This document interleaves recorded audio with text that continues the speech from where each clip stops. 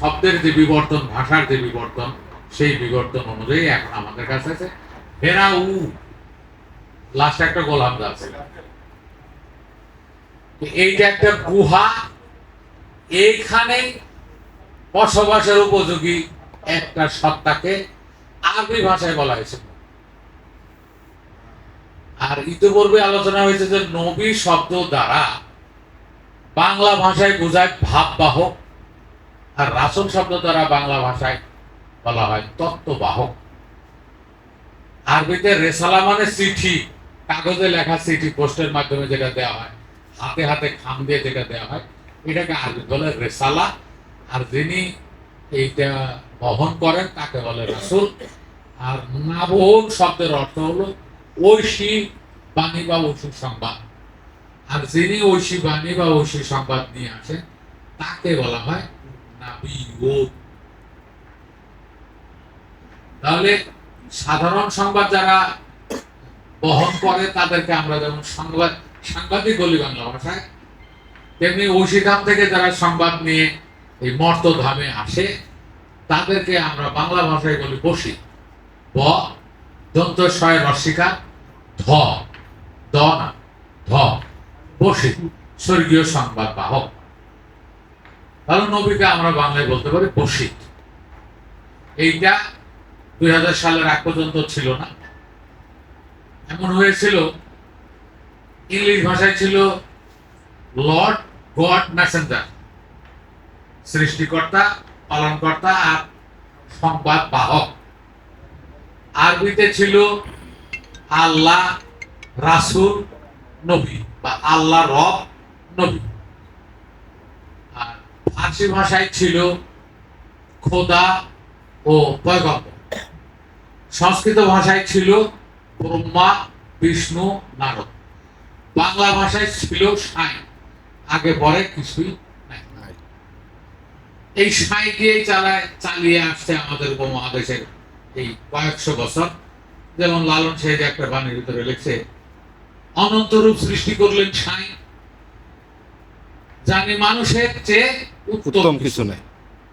এই সাঁইকে সৃষ্টিকর্তা, সাঁইজি কি বলছে, অনন্ত রূপ সৃষ্টি করলেন সাঁই, সাঁইকে সৃষ্টিকর্তা। কারণ সৃষ্টিকর্তা বোঝানোর জন্য কোন শব্দ বাংলা ভাষায় ছিল না।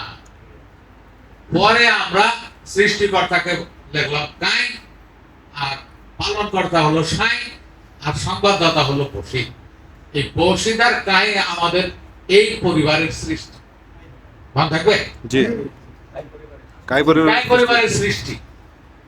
এখনো আরো পারস্য রাজা ইরানে খোদা আর পয়গম্বর ছাড়া আর তৃতীয় কোনো শব্দ নাই। ওরা খোদা দ্বারাই পালনকর্তা এবং সৃষ্টিকর্তা বোঝে। সৃষ্টিকর্তা মানে খোদা, আবার পালনকর্তাও খোদা। এখন যেমন আমাদের সৃষ্টিকর্তা মানে সাঁই, পালনকর্তাও সাঁইটা ছিল লালন সাহেবের সময় পর্যন্ত। এই 2000 সালের পরে না আমরা এগুলোকে সেপারেশন করলাম। এখন হেরা, এই গুহায় নবী কত বছর সাধন করছে? 15 বছর, 3 মাস, 15 বছর, যাই হোক কম বেশি। এতদিন পর্যন্ত নবী এই জায়গায় সাধন করছে। কত বছর বয়সে? 25 বছর। 25 বছর বয়সে হেরাই গেছে, 40 বছরের নবুয়ত লাভ করে আসছে। এই নবীর 25 বছর বয়স হাকিকতে এই আমাদের এই 2001, 2002, 2003 এইভাবে গণনা না। নবীর 25 বছর বয়স হলো পঞ্চভূতের 25 গুণ। আগুনের 5টা, বাতাসের 5টা, জলের 5টা, পঞ্চভূতের 25 গুণ। এটাই ছিল নবীর রূপক বয়স নির্মাণের এই সংখ্যা। তাহলে 25টা আমাদের এই 1 বছর 2 বছর এরকম গণনা না। জি, পঞ্চভূতের 25 গুণ। তাহলে আর থাকলো 15 বছর হেরায়। এই আমাদের দেহটা পঞ্চভূতের দেহ।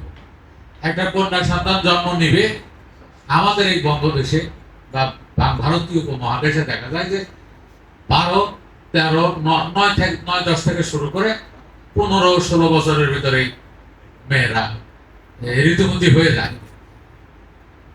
আর আরবদের খাবার ভালো, দেহের গঠন উন্নত হওয়ার কারণে হয়তো ওরা 15 বছর এভারেজ করছে।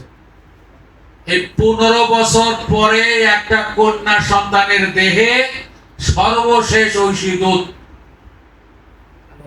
আগমন করে। আগে দাঁত, পরে স্তন, তারপরে এই রজস্রাব। 15 বছর পরে গড়ে কন্যা সন্তানের দেহে রজস্রাবের আগমন ঘটে। এইটাই হেরা গুহা 15 বছরের সাধন।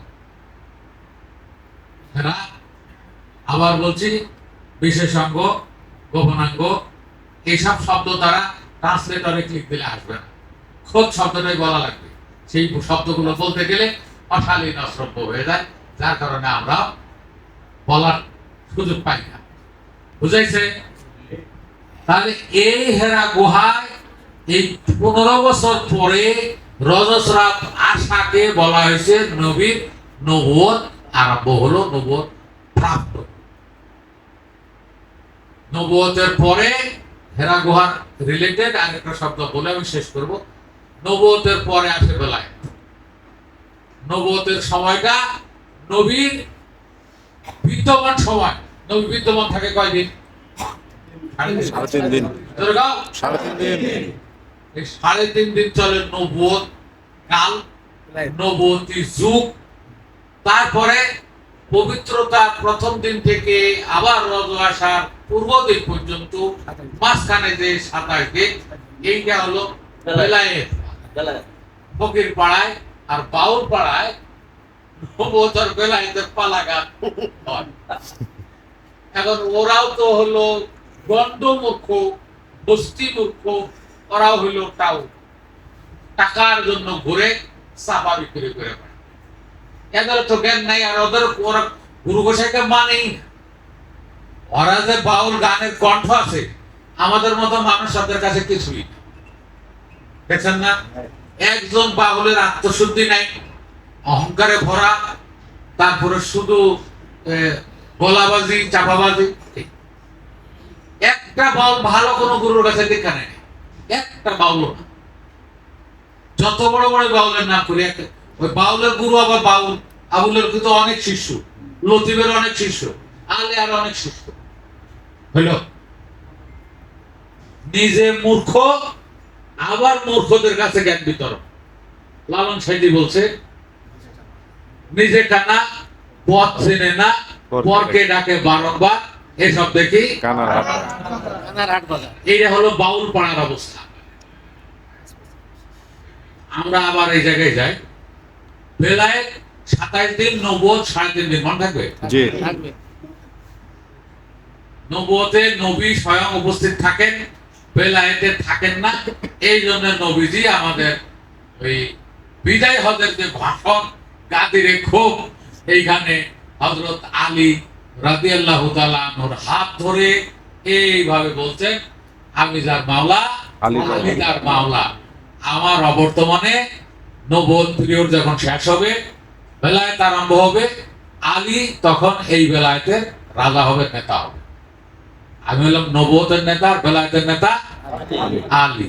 আর আলী শব্দের অর্থ হলো অটল পুরুষ, ঊর্ধ্বরেতা পুরুষ, মহাসাধক, মহাপুরুষ। অর্থাৎ এই পবিত্র কালে 27 দিনে অটল পুরুষরা হবে এই রাজ্যের রাজা। জয় গুরু, জয় গুরু।